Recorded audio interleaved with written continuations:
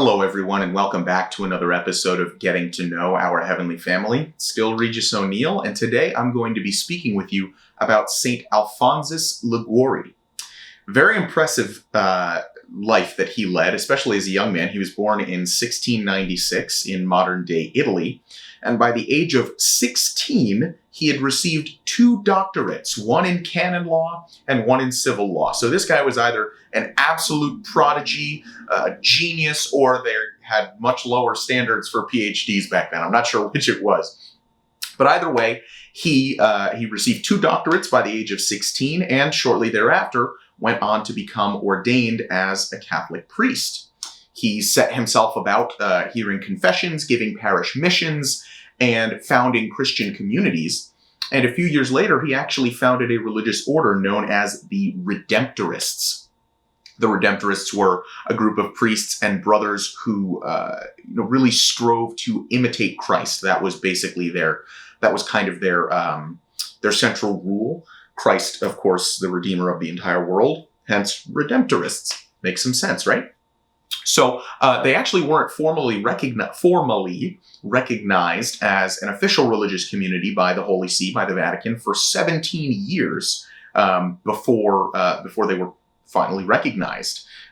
Shortly afterwards, not shortly afterwards, but a little while afterwards, at the age of 66, Alphonsus was actually ordained a bishop, which was one of the great heights of his life. And during his time with the Redemptorists, or as the founder of the Redemptorists, he continued to travel throughout the countryside, giving parish missions.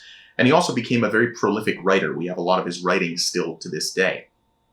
Unfortunately, shortly after he was ordained as a bishop, there was a revolt amongst the Redemptorists against Alphonsus. They wanted to go in a different direction as a religious community. And there was a kind of a splintering. They split into 2 groups that sadly were not reunited until after the death of Saint Alphonsus Liguori.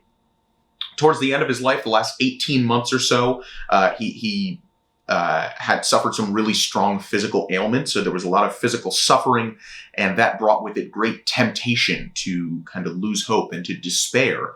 However, he persevered, and through his suffering, he was granted moments of what's known as spiritual ecstasy. Just a great and almost supernatural joy that he felt as a result of his suffering. So going back to that very Catholic theme of great things coming from suffering, and suffering being not just something that we can tolerate, but we can embrace because of its power. So Saint Alphonsus Liguori did eventually succumb to his physical limitations, but of course we now know him as a great Catholic saint. Not only that, he is also the patron saint of theologians and of vocations. So, Saint Alphonsus Liguori, pray for us. We thank you all for joining us for another episode of Getting to Know Our Heavenly Family, and we'll be right back here next Monday morning. Thanks for joining us again, and God bless you all.